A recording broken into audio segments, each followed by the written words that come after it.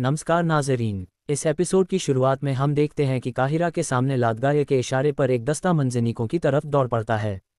ये पूरा दृश्य देखकर वजीर सलाहुद्दीन कहते हैं कि वे मंजनीकों से दीवारों पर हमला करेंगे, उन पर तीरों की बारिश कर दो, उन्हें पास न आने देना। बाइजेंटाइन सैनिक मंजनीक तैयार करके हमला करने ही वाले होते हैं कि वजीर सलाहुद्दीन के इशारे पर तीर छोड़ दिए जाते हैं। शानदार तीरंदाजी से मोर्चा गर्म हो जाता है और बहुत से बाइजेंटाइन सैनिक मारे जाते हैं। ये हमला देखकर लादगाह कहता है, महारानी की रक्षा करो। ये सुनते ही बाइजेंटाइन सैनिक महारानी के चारों ओर सुरक्षा घेरा बना लेते हैं।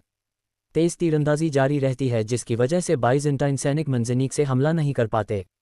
वे बार बार उठकर कोशिश करते हैं लेकिन तीरों का निशाना बनते चले जाते हैं। इनके मरने के बाद एक और दस्ता मंजनीकों की तरफ बढ़ता है, लेकिन वह भी तीरों का निशाना बनने लगता है। ये देखते ही महारानी मारिया कहती है, ये ठीक नहीं हो रहा। कमांडर तुसंगार योस कहता है, काहिरा आसानी से नहीं गिरेगा, लेकिन कोई किला ऐसा नहीं जो गिराया न जा सके। बाइजेंटाइनों पर लगातार तीरंदाजी जारी रहती है। दूसरे दस्ते को मरते देखकर चांतलियोन गुस्से से चिल्लाता है, ढालधारी पैदल सैनिकों, मंजनीकों की रक्षा करो, जल्दी। ये सुनते ही ढाल लिए सैनिक मंजनीकों की ओर दौड़ पड़ते हैं। कुछ देर तक वे ढालों से तीर रोकते हैं और साथ ही हमला भी करते हैं, मगर मंजनीकों की दूरी ठीक नहीं होती और गोले काहिरा तक पहुंचने से पहले ही गिर जाते हैं। ये देखकर कफा और परेशान हो जाता है। ढालें होने के बावजूद भी सैनिक मरते चले जाते हैं। वजीर सलाहुद्दीन के तीरंदाज बेहतरीन कौशल दिखाते हैं। बाइजेंटाइन सैनिक एक बार फिर मंजनीकों से गोले छोड़ते हैं, लेकिन वे भी काहिरा की दीवारों तक नहीं पहुंच पाते और साथ ही वे अपनी जानें भी खोते जाते हैं। गोले बेअसर दिखते हैं और वे बेकार कोशिशें ही करते रहते हैं। ये देखकर बोरू कहता है, उनकी पहुंच अभी दूर है, मगर वे पास आने की कोशिश करेंगे। लगातार नाकामी के बाद एक बाइजेंटाइन सैनिक अपने साथी से कहता है, मंजनीक दूरी तक नहीं पहुंच पा रही, लादगाह को खबर करो।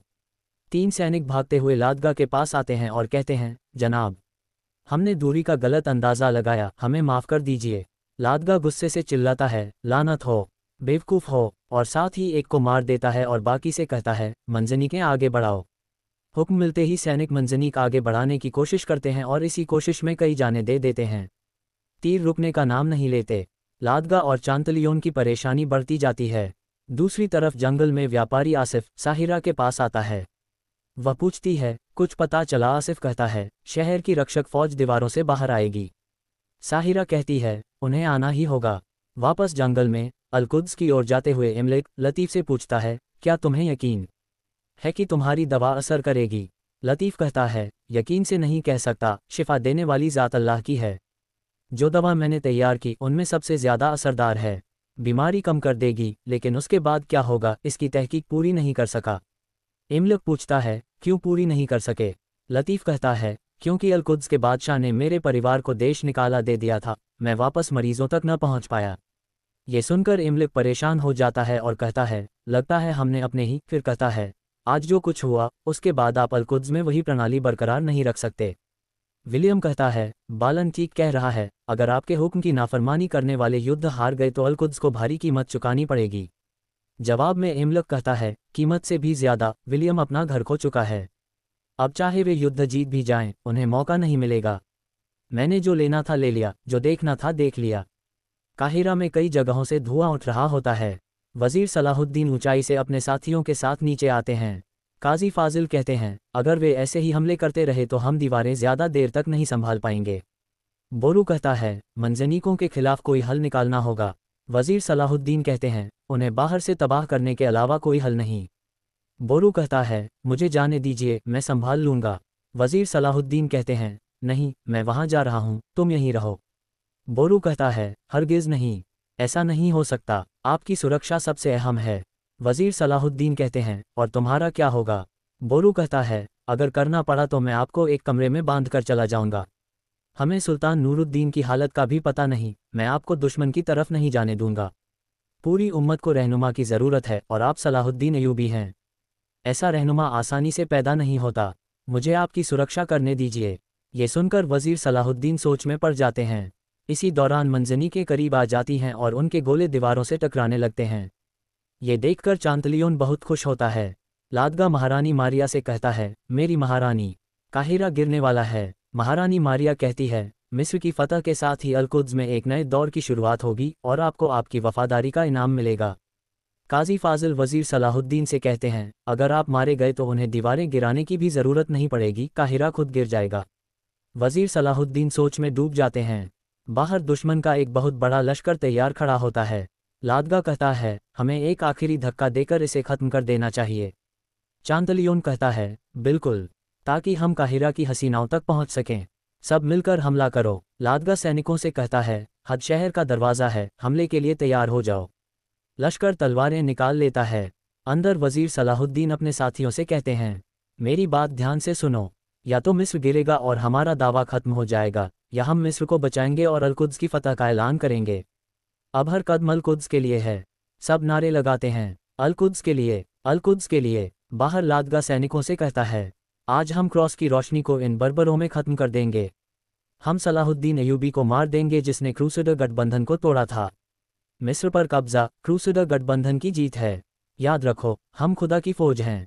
काफिर चिल्लाते हैं, खुदा यही चाहता है, खुदा यही चाहता है। अंदर वजीर सलाहुद्दीन कहते हैं, सबसे पहले वे हमें बाहर जाता न देख लें, इसलिए हम धुआं छोड़ेंगे। जब दुश्मन की आंखें बंद होंगी, हम बाहर निकल जाएंगे। बोरू कहता है, मुहासरा तोड़कर मंजनीकों को जला देंगे। सलाहुद्दीन के साथी धुएं के मटके उठाते हैं। लादगा सैनिकों से कहता है, दरवाज़ा खोले बिना वापस मत आना। सलाहुद्दीन के इशारे पर मटके फेंके जाते हैं। धुआं फैल जाता है। चांतलियोन हैरान होकर कहता है, यह क्या है? जहर है। लादगा कहता है, धुएं से हमारी नज़रों को रोक रहे हैं, सावधान रहो। इसी दौरान दरवाज़ा खुलता है और बोरू कराते गन के साथ बाहर कूद पड़ते हैं। लादगा चिल्लाता है, सैनिक बाहर आ रहे हैं, उनके पास कोई योजना है। दोनों तरफ की सेनाएं टकरा जाती हैं।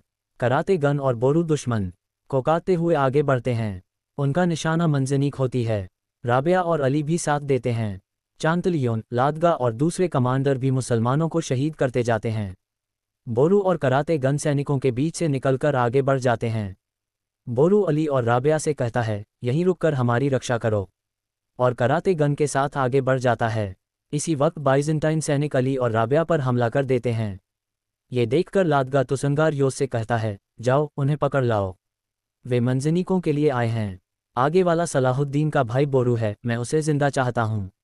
मंजनीकों तक पहुंचकर कराते गन और बोरू सैनिकों को मारना शुरू कर देते हैं। वे मंजनीकों पर बारूद डालते हैं। कराते गन एक मंजनीक को जला देता है, बोरू दूसरी को आग लगा देता है। कराते गन पीछे हट जाता है, मगर बोरू को घेर लिया जाता है। वह खूब लड़ता है, मगर दुश्मन बहुत ज़्यादा होते हैं। ये देखकर कराते गन बहुत परेशान हो जाता है। मंजनीकें जलती चली जाती हैं। कराते गन कहता है, चलो, वे उसे कैदी बना लेंगे, वक्त बर्बाद मत करो। तुसंगार वहां पहुंचकर कहता है, मैं इसे जिंदा चाहता हूं, इसे मारना मत। बाइजेंटाइन सैनिक नेज़े बोरू के करीब ले आते हैं। बोरू गुस्से से तुसंगार की तरफ देखता है। दूसरी ओर काहिरा के दरवाजे पर वजीर सलाहुद्दीन इंतजार कर रहे होते हैं। जब मंजनीकें पूरी तरह जल जाती हैं, वे शुक्र अदा करते हैं। उसी पल कराते गन भागता हुआ आता है, मगर उसके साथ बोरू नहीं होता। वजीर सलाहुद्दीन परेशान होकर पूछते हैं, बोरू कहाँ है? कराते गन जवाब नहीं दे पाता। वजीर सलाहुद्दीन सामने देखते हैं और उनके मुंह से निकलता है, बोरू। नाजरीन, इसके साथ ही इस शानदार एपिसोड का अंत होता है। अपनी राय बताएं, वीडियो को लाइक करें और चैनल को सब्सक्राइब करना न भूलें। दुआओं में याद रखिए। अल्लाह हाफिज़।